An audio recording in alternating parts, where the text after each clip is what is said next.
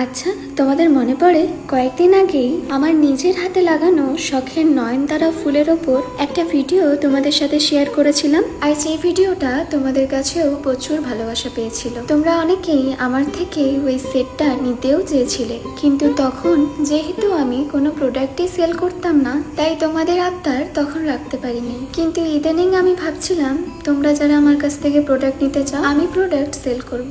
এখানে তোমাদের কি মতামত আমাকে অবশ্যই জানিও। যাক, এবার কাজের কথা বলি। আমার আজকের এই জুয়েলারি সেটটা আমি আমার এক দিদির আবদারে বানাচ্ছি। ওই যে নয়নতারা ফুলের সেটটার কথা বললাম না, দিদি চেয়েছিল গ্রিন আর হোয়াইটের কম্বিনেশনে ওই নয়নতারা ফুলের ডিজাইনের মতো একটা সেট বানিয়ে দিতে। তাই তখন মনে পড়লো সাদা নয়নতারা ফুলের কথা।